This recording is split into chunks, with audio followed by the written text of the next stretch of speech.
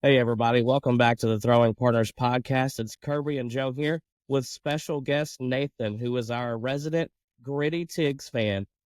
We are looking forward to the last day, potentially, of the regular season, and we are also going to give a postseason prediction on how we think our teams are going to do and who's going to end up in the World Series this year. Uh, Drive into left. At the wall. It's gone. Tie game. Yeah, so what we're gonna do is we're gonna go through all three of our teams, and we're gonna kind of give a little 5-minute breakdown on how each season went to start off. So I will start off with the Astros. The Astros started the season very slow. They were riddled by starting pitching injuries to start the year, and then just underperforming by the bullpen and the starting lineup. But they were eventually able to, overcome the deficit that they had put themselves in. Kind of after a restart to the season in Mexico City against the Colorado Rockies. Since that point, the Astros have been one of the best teams in baseball during that time period. Um, After the All-Star break, their first series against the Seattle Mariners put them in sole possession of first place after winning that series. And then they would later go on to clinch against the Mariners, as we all heard on last week's episode. But it was not easy. They had to come from 10 games back against the Mariners. It was a little bit of the Astros were playing really well, and the Mariners just completely collapsed. The Astros started the season off historically bad, and they're one of three teams to ever make the postseason after starting with the record they started with. So what they did was not an easy task. Like I said, they climbed themselves out of a really big hole. They had guys emerge like Hunter Brown and Spencer Agnetti that really stepped up when the team needed them the most. They traded for Yusei Kikuchi, who has proven himself start after start that he was worth what we gave up for him, and he is going to be a big factor if the Astros do win the World Series. Guys like Framber Valdez cemented themselves as an ace.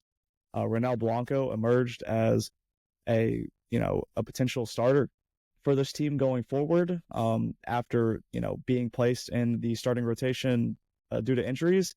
I think he's cemented himself a spot in this rotation going forward.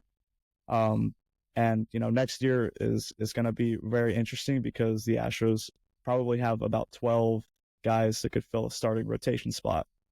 But the Astros offense was kind of led by Yordan Alvarez, Kyle Tucker when he was healthy, Yainer Diaz, and Alex Bregman. Alex Bregman, after having a historically low start for his career, has been really good since about June.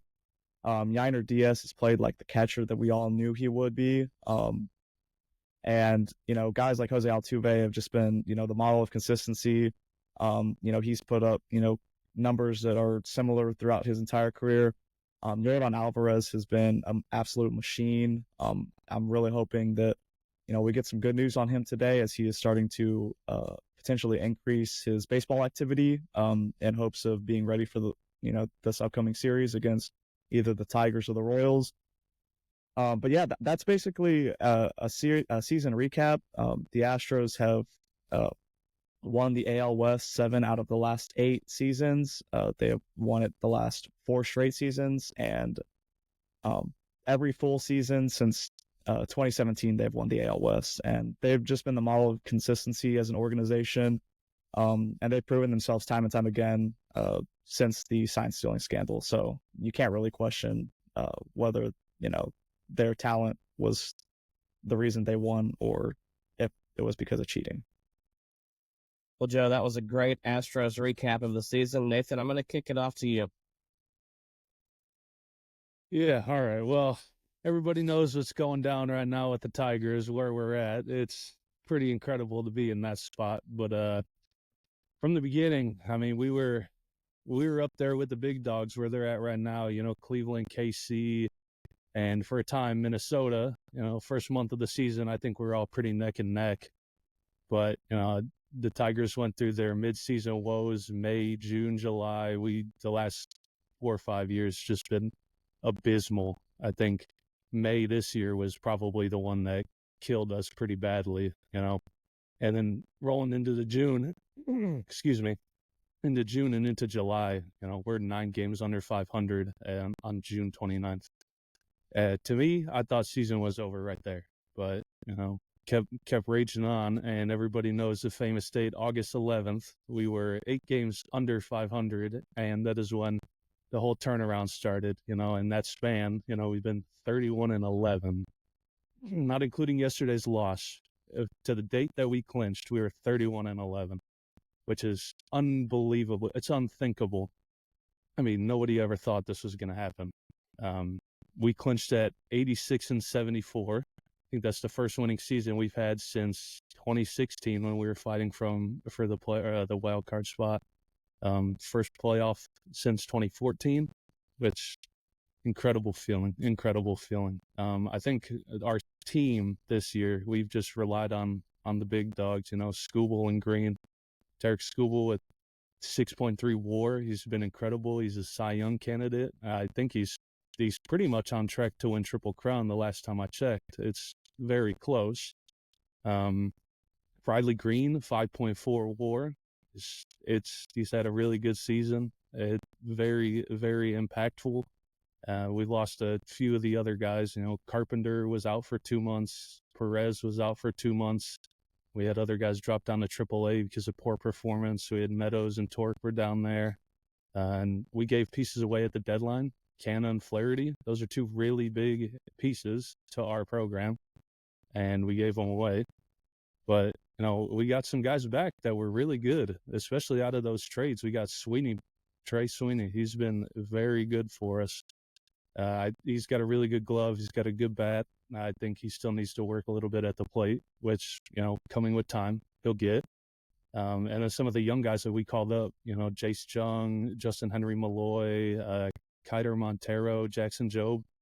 I mean, Jung, he's incredible on defense, I think. And he's a corner guy. He's a middle infielder. He's going to fit in well with us. He's got good hitting potential. But, the more experience he gets, the better it's going to become. Malloy, great home run hitting guy, but, consistency. And I think that's going to be the lesson for this team is just getting consistent. Montero and Job, those guys have incredible stuff, and I'm excited to see what they do. But, they just got to keep working and get more experience in the bigs. But 86-75, I believe we are. And it's been a wild ride, and I'm happy that I'm here to see it. Well, let me tell you, Nathan, the Tigers have been on one of the most unbelievable runs that we have ever seen in baseball. And the mantra, the gritty Tigs, has got to be one of my favorite things. And, every year there is a team that has a mantra. Last year it was Snakes Alive for the D-backs. We've seen all sorts of stuff, and all of them are pretty cool. It's just vibes are way up for them. As far as it goes for the Braves, we went into spring training with World Series or bust, a World Series or bust attitude. That's what you heard from day one of spring training, and everybody was fired up. That was short-lived because as soon as the first game of the season rolled around, we saw some serious injuries happen. We lost Sean Murphy for 2 to 3 months. We lost Ronald Acuna all year in May. We lost Austin Riley in August for the rest of the year, who had also dealt with his fair share of injuries before that. We've lost Ozzy Albies for 2 months, Michael Harris, AJ Minter. The list goes on and on. It's been quite ridiculous. But here today we sit at 8. Spencer Strider. And most of these happen at the beginning of the season, which for a lot of teams I would have taken them out of any kind of contention. But the Braves' depth has really shown. And then also, too, Alex Anthopoulos managing to get these guys off the scrap heap like Gio Urshela. Thanks, Nathan.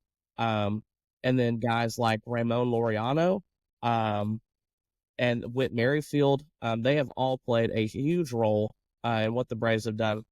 They're currently sitting at 88-71. We have seen some incredible starting pitching and relief pitching this year. Chris Sale is more than likely going to win his first Cy Young. Jason Stark tried to make a point that it should be Zach Wheeler. No, stop, Jason Stark. Just stop. It's Chris Sale. Also, too, Even 40-year-old Charlie Morton has had his fair share of ups and downs, but lately he's been great. And he actually is going to take the ball for us in what hopefully is a clinching win. Off-season signing Reynaldo Lopez. We thought that this guy would either be a number 5 starter or he would be a big part of the bullpen. Well, guess what? Over 25 starts this year, he's got an ERA of 2, which if he qualified for the ERA title, guess what? He would win the ERA title. Yeah, that's true, because Skeens wouldn't qualify. He's not there. Just incredible starting pitching. Raisel Iglesias has been nails in the bullpen. So has Joe Jimenez. Pierce Johnson has actually been pretty good as of late as well. They've got a top 3 pitching staff. The only thing that they have struggled with this year is their offense. Their offense has been very inconsistent and at times non-existent. They've lost some games that they should have won easily. I know everybody thinks back to the 1-0 White Sox loss that they had, where it was literally Chris Sale dominating. He made one bad pitch to Luis Robert, and the Braves lost 1-0. If they would have won that game, guess what? They would have already clinched. So it's just unfortunate that the offense has been so absent after last year tying the home run record with 307. Now, granted, they've still hit a lot of home runs this year, but overall, they've really struggled hitting with runners in scoring position.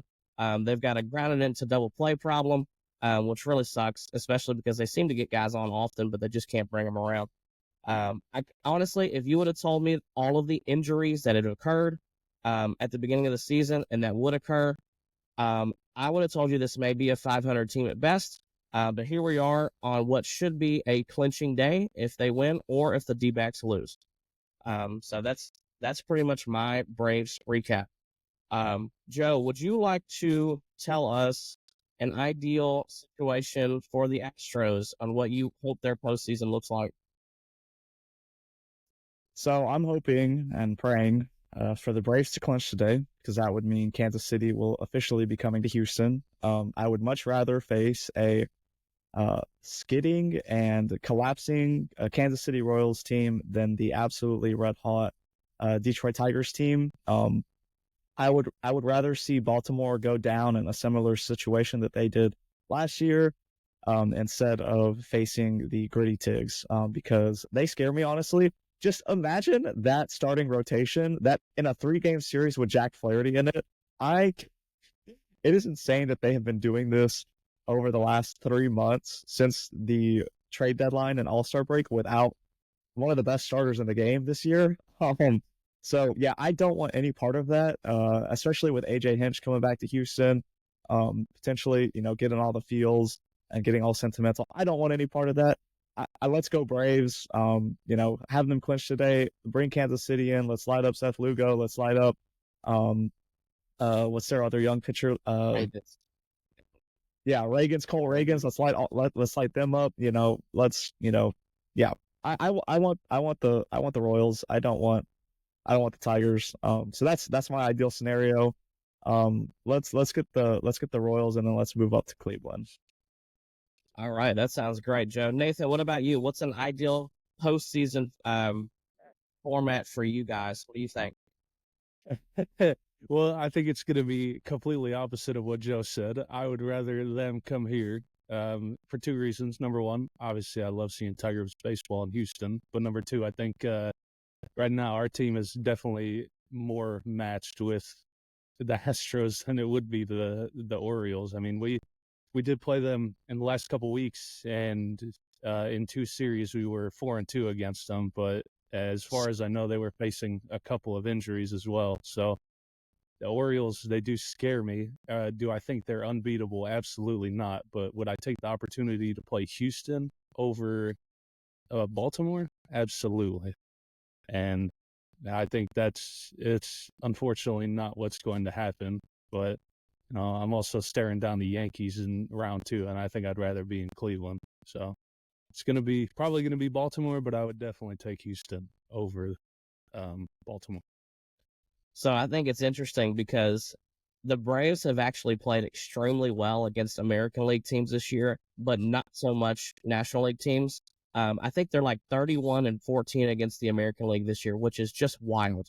Against the National League, they haven't obviously been that great. especially against postseason teams. They have basically two options. They can either play the Padres or the Brewers. They haven't played great against either one of them. They are 3-4 against the Padres on the year and 2-4 against Milwaukee. Now, with that being said, the two wins that they had against Milwaukee were actually at their place. They won the series there. And then Milwaukee came to Atlanta a couple weeks later and absolutely dog walked them. It was a horrible series, one of the worst on the season. If I had to pick, right now they're slated to play the Padres. I don't know that I want to play the Padres. The Padres are a good team.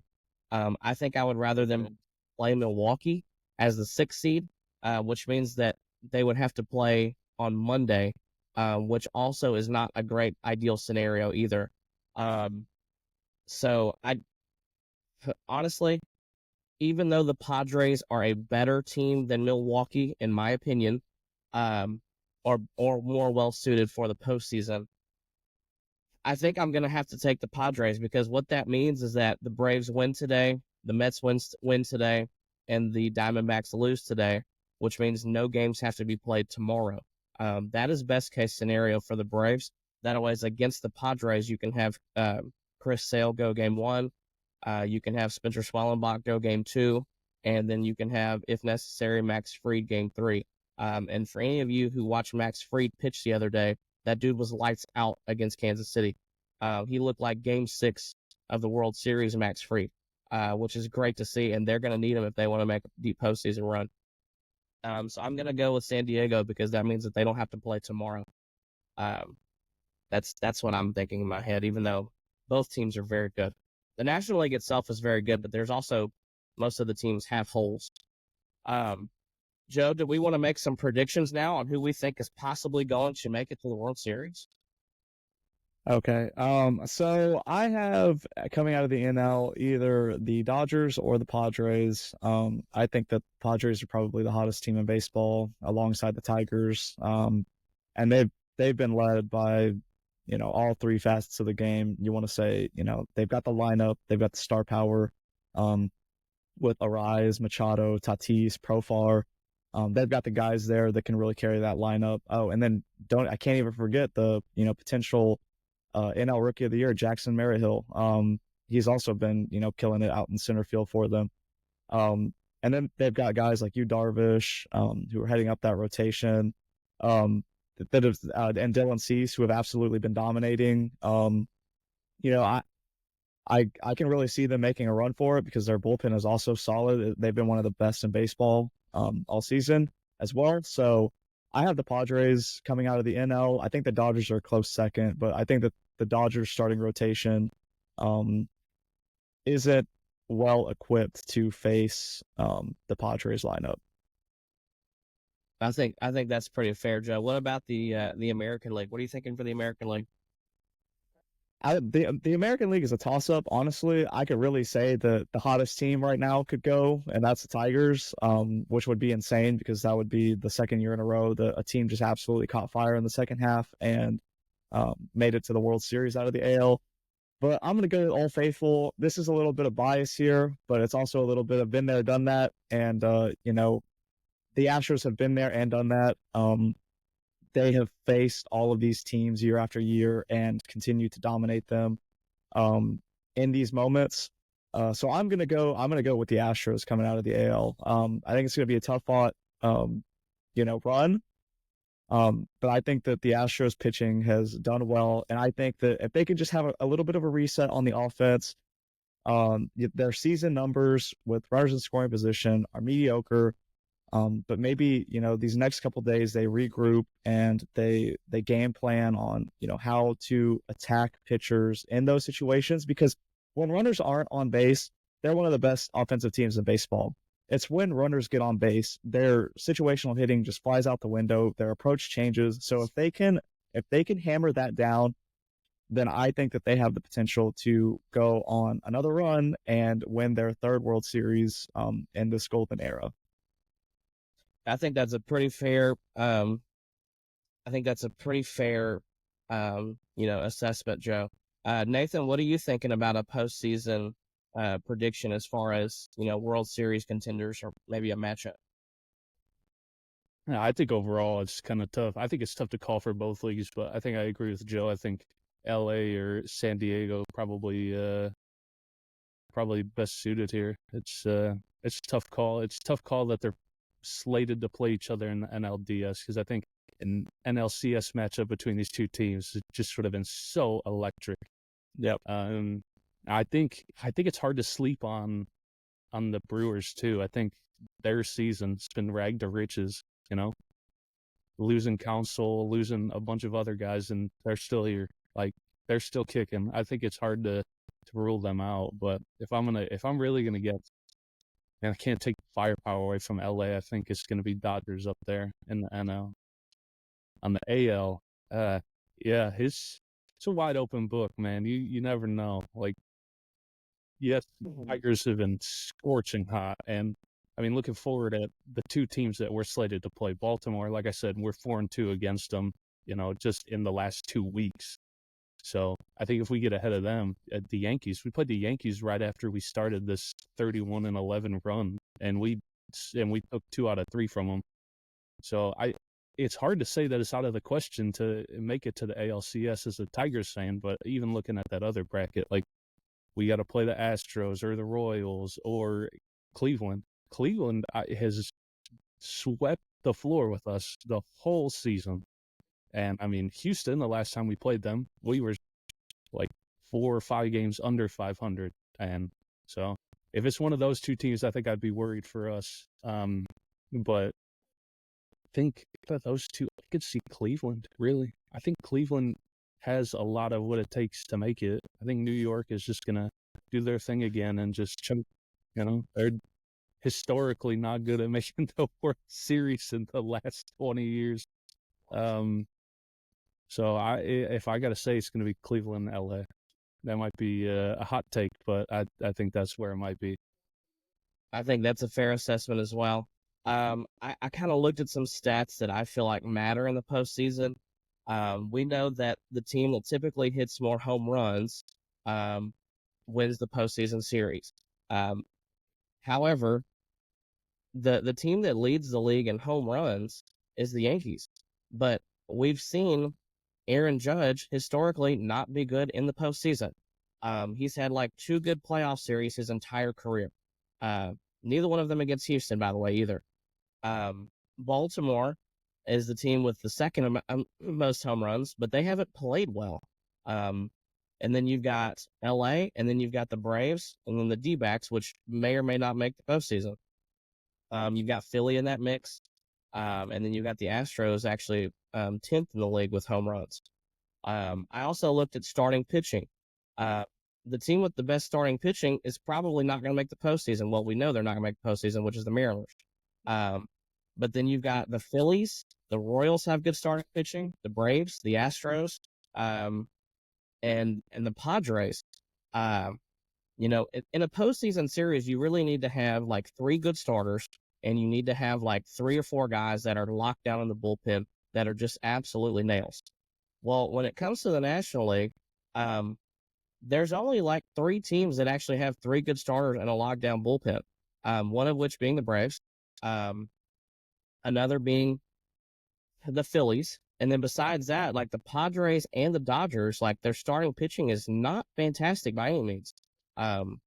So I mean, if you look at the Dodgers, what are you going to get from Yamamoto? Flaherty, in my opinion, probably starts game 1. What are you going to get from the Padres after Cease? Are you going to get Musgrove? Are you going to get Darvish?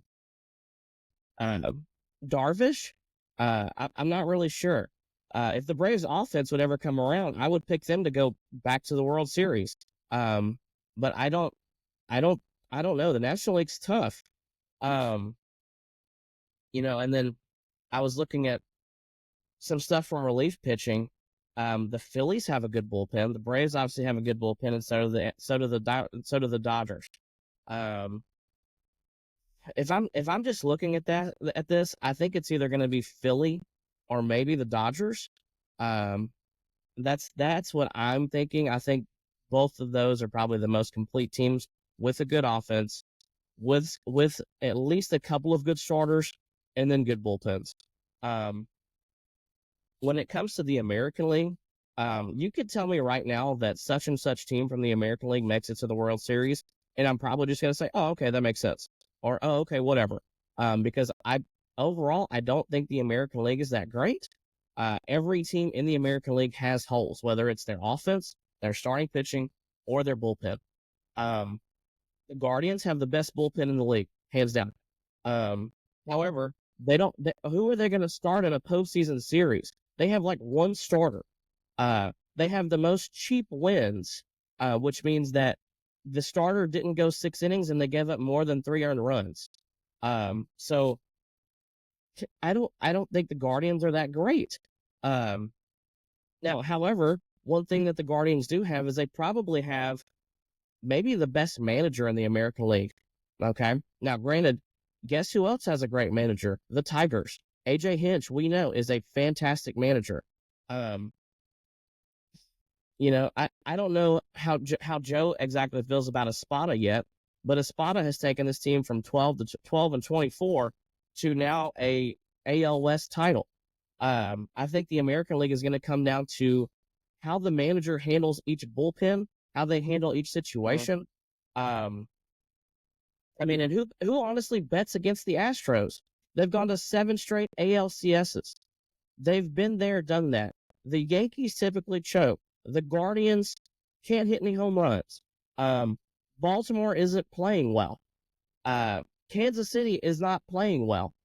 It would not surprise me if we see the Astros in an 8th straight ALCS against maybe the Tigers. I don't know, because they're so well managed. I would probably go with the Astros to go back to the World Series, because we know that they've got 3 good starters. Well, guess what? If they're only using 3 starters in a postseason series, that automatically pushes Arrighetti and maybe Blanco to the bullpen, which makes their bullpen even better. We know that they can hit home runs. We've seen what Jose Altuve and Yordan Alvarez do in a postseason series. They're terrifying. There's no doubt in my mind that the Astros, given Yordan's health, could go back to the World Series. Honestly, they could win the whole thing. If their bullpen gets right and gets a little length in it, because they're only going to need 3, maybe 4 starters, there's no reason that they can't go back to the World Series. We could very easily see a rematch of the 2022 World Series, the 2021 World Series, or maybe the 2017 World Series. So I think any of those scenarios are very possible. I think we're going to have a great postseason. I don't think that there's going to be a lot of blowouts, because not all of these teams are better than the other. A lot of the teams in the American League are very average at best. And I think we're going to see a lot of close games, and I think we're going to see some really good and possibly terrible managing. So I'm going with whoever manages the best is going to win the whole thing. What do you think? So I agree with you. I think that we could absolutely see a Tigers Astros ALCS. And that would be just an insane series to watch. AJ Hinch coming back to Houston, managing for the first time in the postseason since 2019, and having his team be the hottest in baseball.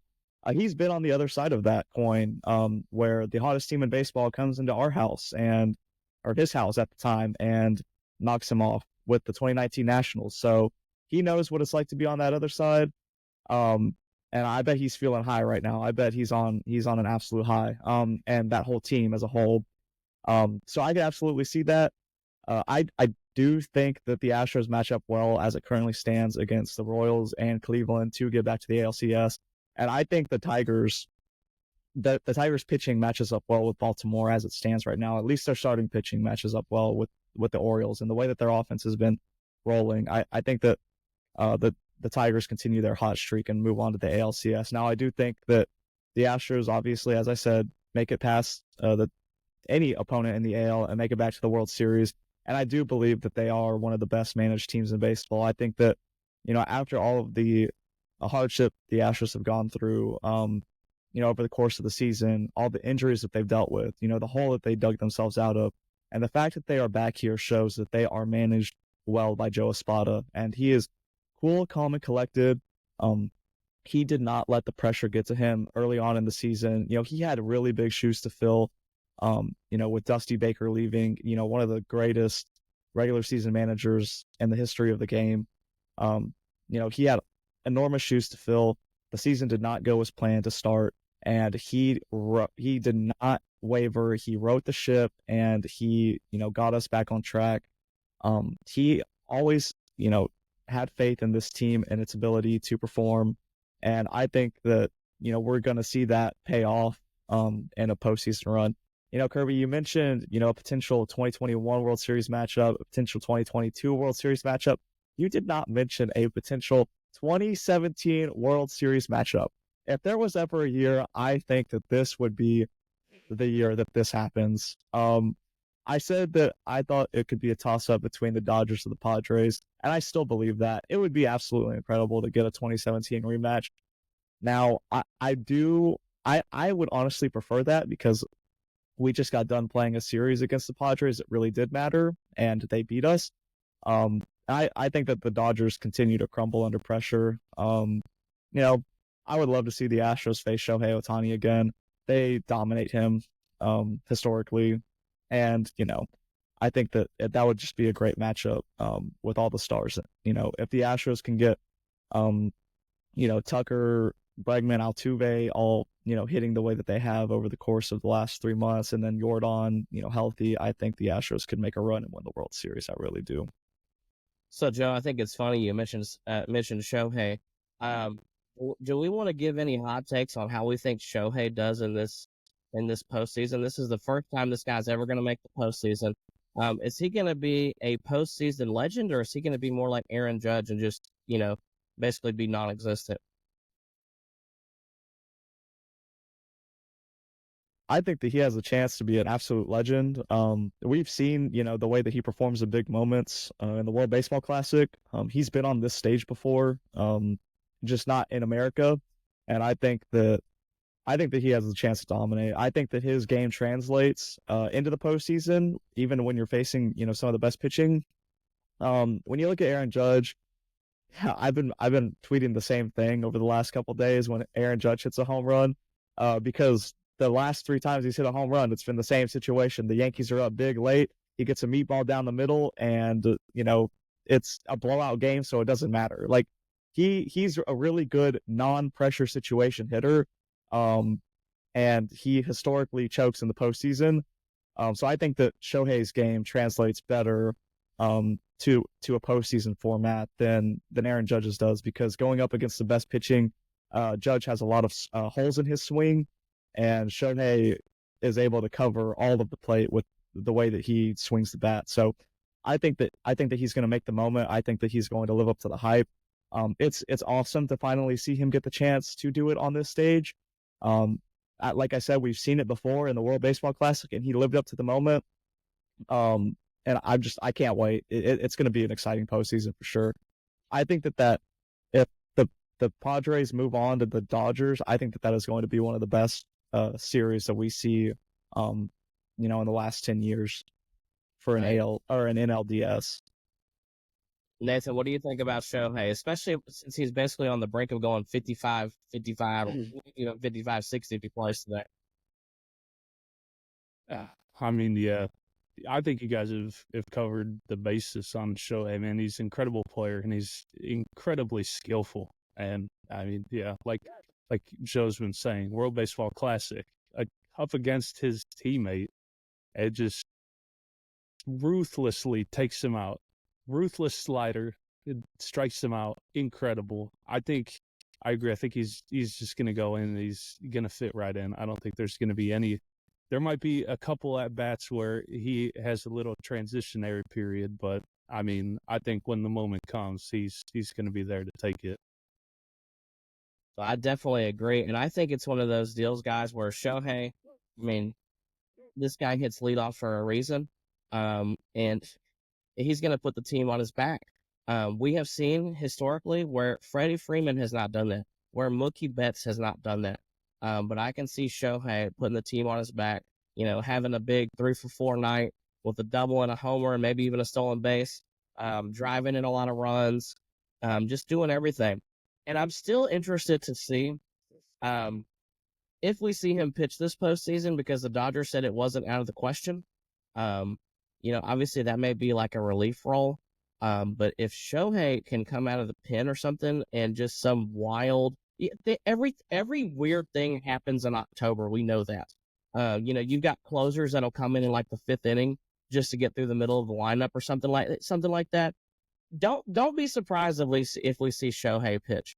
Um, October's odd. It's a really exciting time.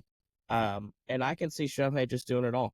Now, granted, we say this guy could go out in his first postseason game and go 0 for 4 with 2 punchies. But we'll see. I think it's going to be really exciting.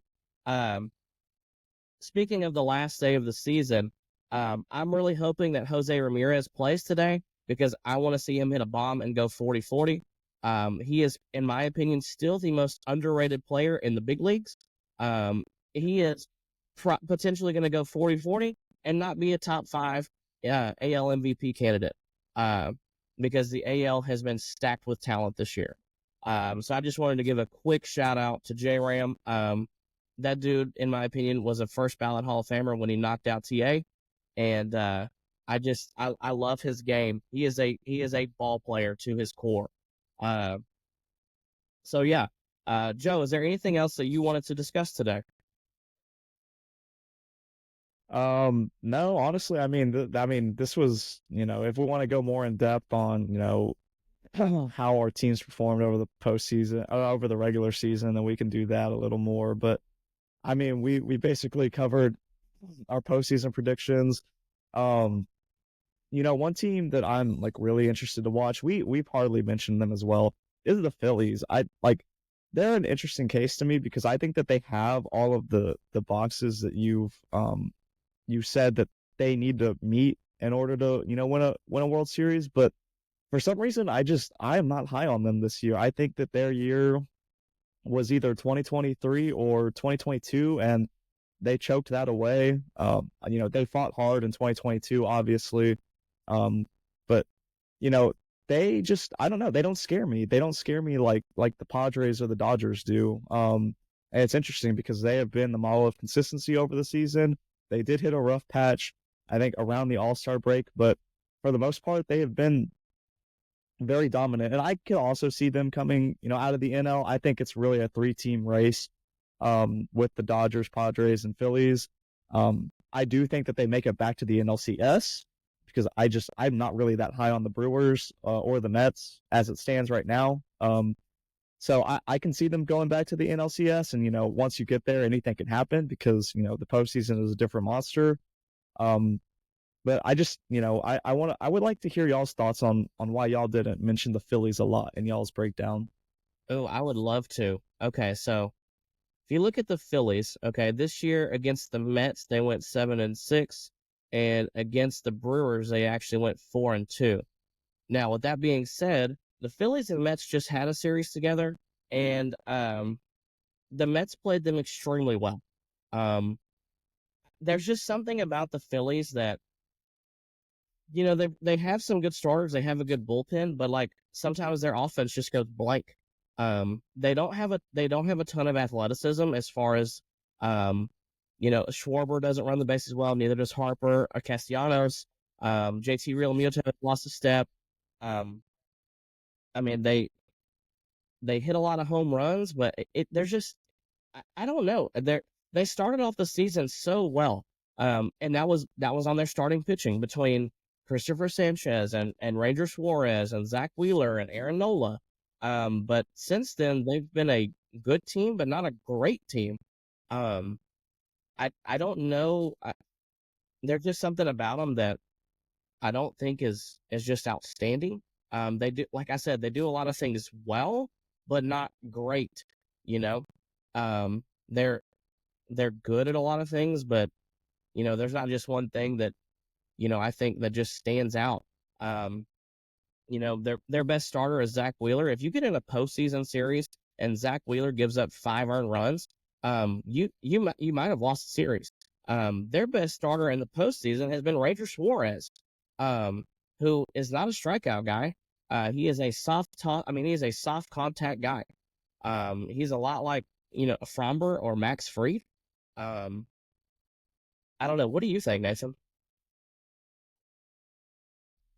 Yeah, I think the Phillies have really just been covered up by the incredible second halves of a lot of other teams. I think, like you said, they kind of they were scorching hot in the first half. Like going into the break, they were on fire, and then we get here, and there's just so many other teams that have had incredible second halves that it just gets covered up.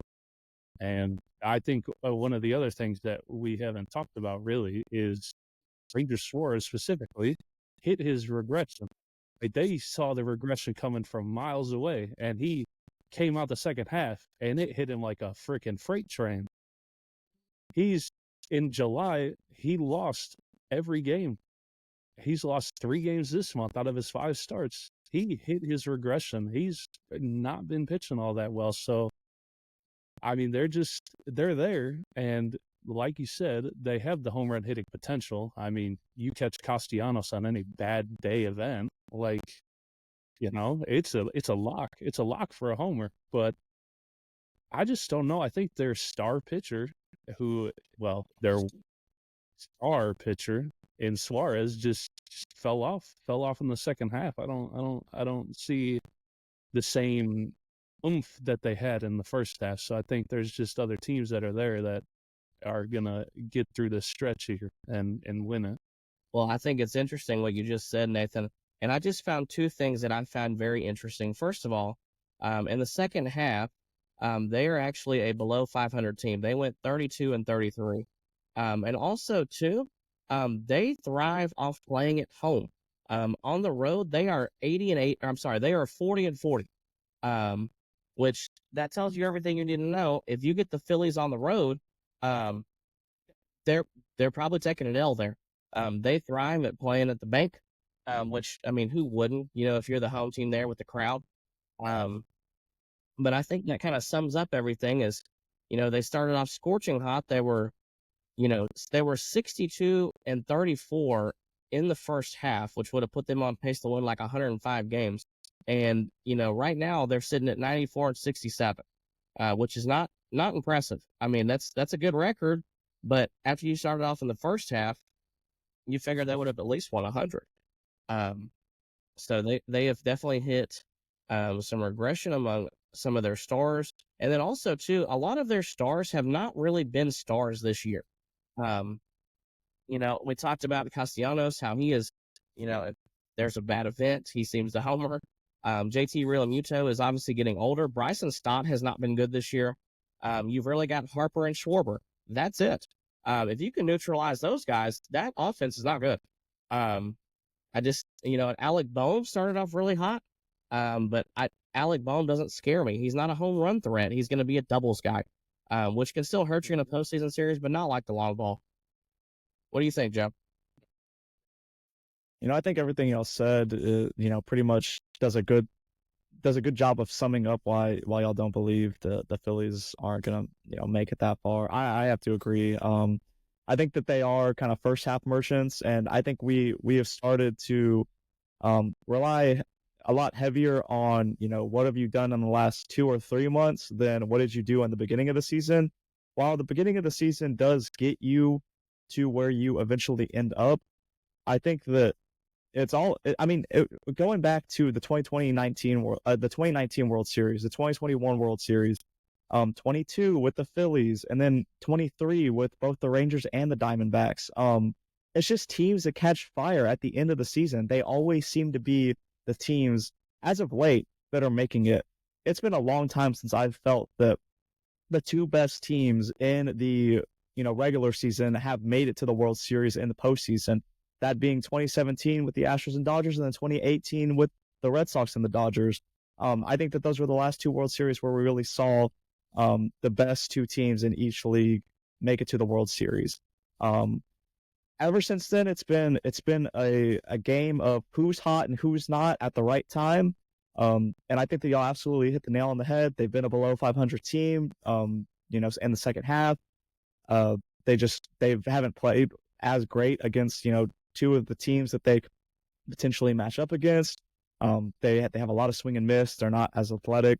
And I think the same thing goes. Like, I think that we could have this. I would like to have the same conversation about the Yankees because they are the number one seed in the AL, and we did not talk about them a lot. Um, I would like to kind of do a little bit of a deep dive into the Yankees as well. Um, their starting pitching has been awful. Their best starting pitcher has been Clark Schmidt, with a 2.55 ERA. Garrett Cole, I believe that their starting pitching ranks around, it's like mid in the AL. So I mean, I think that they have a very clear weakness. I don't think their bullpen has been that great either, as of late, if that's correct. So I think that they are also a team that not a lot of people are too high on, and plus they have the history as of late of just not having that guy that can really, get them, past, the Astros. Now Juan Soto would be a great candidate for that because he is a very great hitter against the Astros. But outside of Aaron Judge and Juan Soto, nobody in that lineup scares me. I mean, like Jazz Chisholm doesn't move the needle for me. Alex Verdugo looked like a great signing in the first 2 weeks of the season. He's fell off a cliff. Gleyber Torres is awful. It's just they don't have anybody outside of those two that really scare me. They're very top heavy, and they just don't move the needle for me. Their starting pitching matched with their lineup being so top heavy does not scare me, and I think that's kind of a reason why I don't really believe in them and their ability to make a deep run, even being the number one seed. So I'd like to hear y'all's thoughts on them as well. Well, I think you pretty much nailed it, Joe, because in my opinion, if you neutralize Judge and Soto, you're going to roll through that lineup like it's nothing. And if you've ever looked at Aaron Judge's career home runs, you know where all of them are? Like middle in the zone. Why does anybody throw this dude anything middle, or even middle up? That makes that's so asinine to me. Like, why not throw him, just like give him the Jeremy Pena treatment, where they throw the slider 3 inches off the plate and he swings through it. Because guess what? Aaron Judge does the same thing. There's a reason that he still has like 150 plus strikeouts this year. Is because he has holes in his swing, but people seem to, oh, well, we're just going to throw him a 93 mile an hour fastball, middle in, and he's going to crank it 430 feet. That makes no sense to me. And that's why in the postseason, he's not great because teams just know, oh, well, maybe we should just not throw him something down the middle or in the zone and just right off the zone, and he's going to swing through it. Their bullpen is actually pretty good, but their rotation is not. Yeah. Cole's been better as of late, but okay, Cole's going to start game 1 and then maybe Schmidt game 2. Who's going to start game 3? Luis Hill? I don't know. I'm not really sure. I don't think, I've been saying this the whole time. I don't think the American League overall is that good, and it wouldn't surprise me if the Astros go back to the World Series. What do you think, Nathan? Yeah, I think you guys have just nailed all the points there. The Yankees, the rotation's not that good. I mean, maybe that third starter they're looking for is Rodon. We just need to get him back to White Sox Rodon. Like White Sox Rodon on this Yankees roster in the postseason, that would move the needle, I think. I mean, their bullpen is decent. It's not too bad. I mean, Holmes went through that stretch where he was blowing saves back to back to back. Mm-hmm. So that's always sitting there in the back of their head. And their lineup, I agree. After Judge and after Soto, like who's there? Soto, as we've seen, as Joe has seen, is a postseason changer.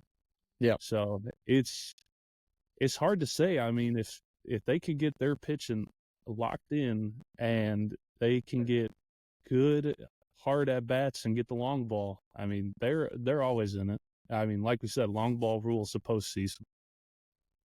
I think it's interesting that we bring up Soto because Soto keeps saying that, oh, now that I've homered in every ballpark, that looks good, in free agency. I think that Juan Soto sees right through the Yankees, honestly. And honestly, I don't know that there's a chance that the Yankees actually re-sign him unless they're going to pay him like $600 million. I know that Judge, he gets all the stardom and that he's going to be the MVP and this and that. But in my opinion, the best player on the team is Soto. Soto has he has postseason pedigree. He's had some huge moments. He is probably, in my opinion, the most complete hitter in the league.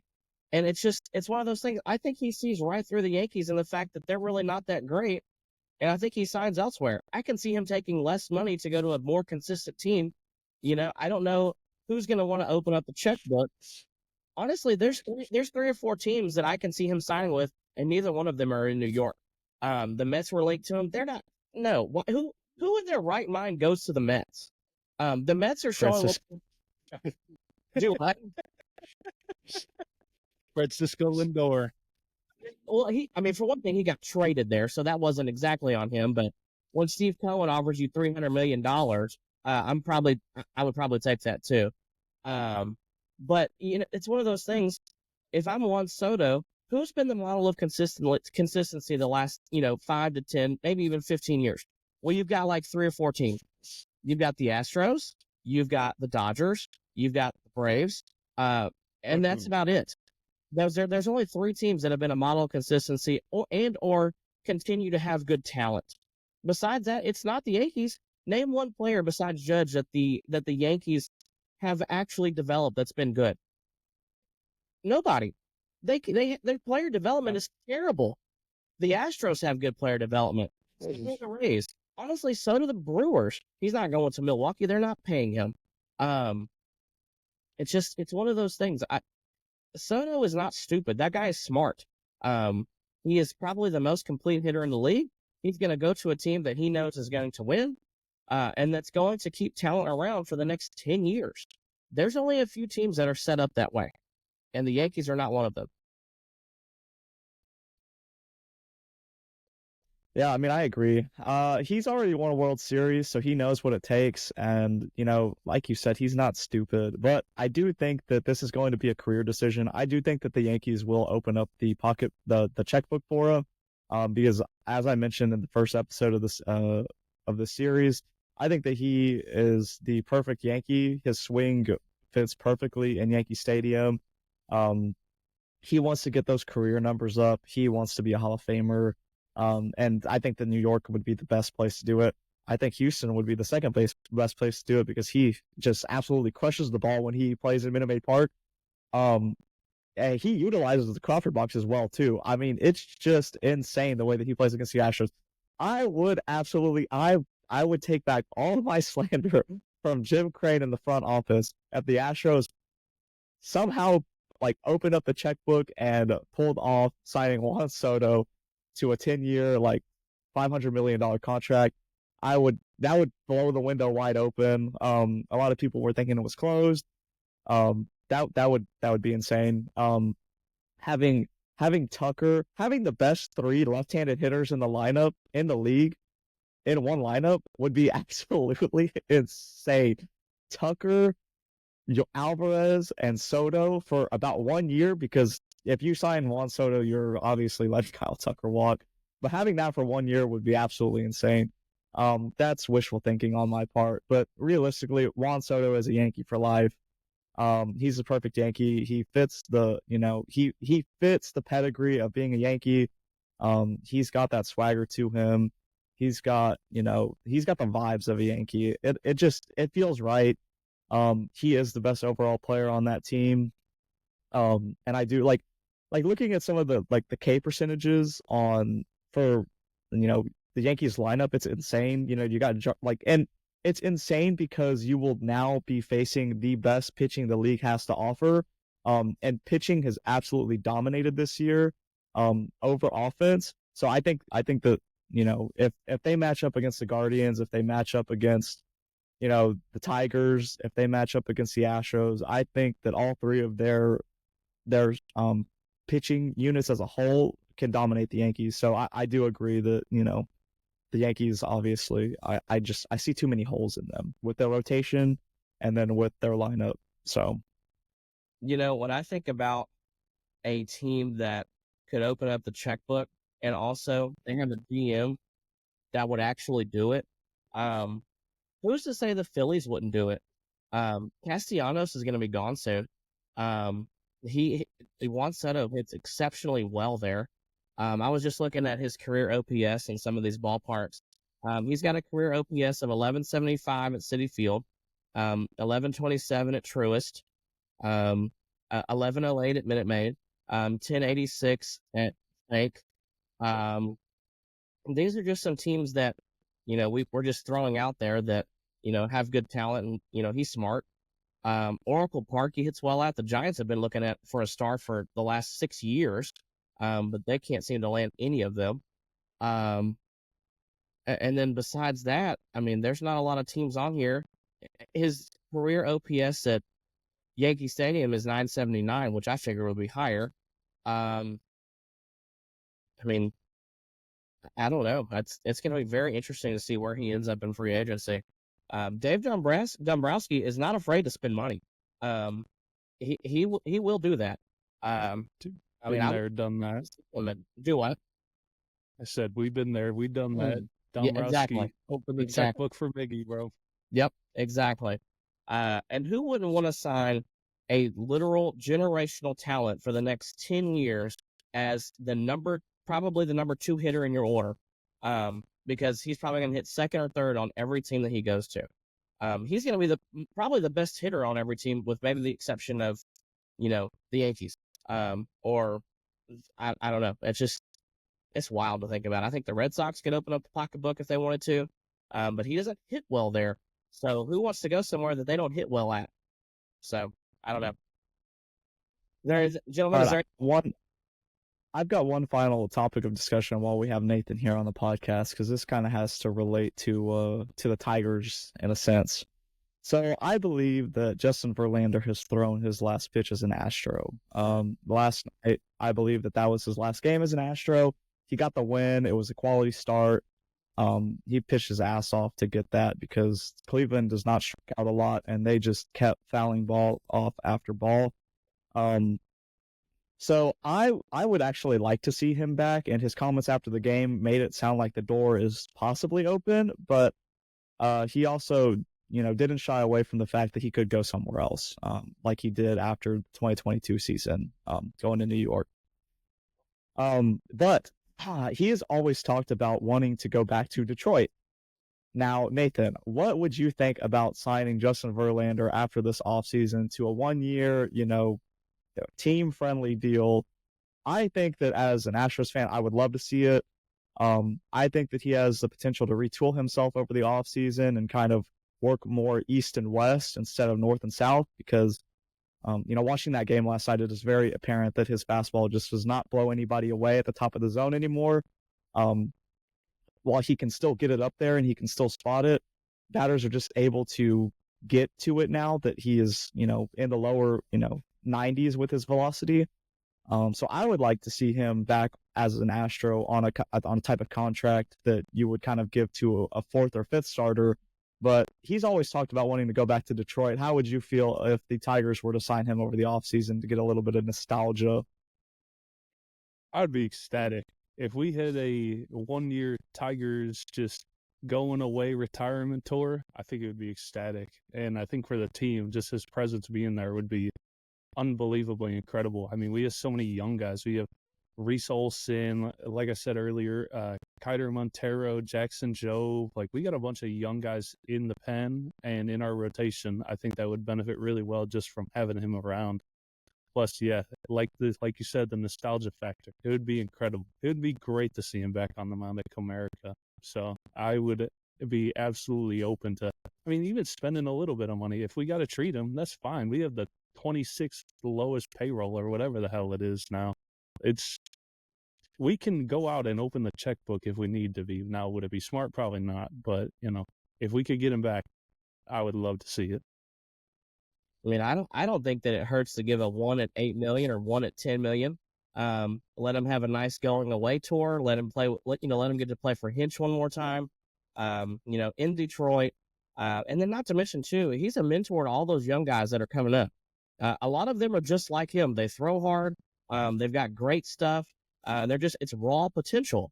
I think honestly it'd be kind of cool if he went back there, just as a farewell tour. And then, I know he wanted to pitch until age 45 or whatever it was, but I don't, What's really interesting is right now, he and Charlie Morton are both 40 or 41, and I would rather have Charlie Morton back over Justin Verlander, which is just Yeah. it's a thought I never thought I would say. But Charlie Morton, especially this last month, has been excellent. And I mean, he's going to get the ball today, and we know what he does in big games. I hope that it happens today too. So,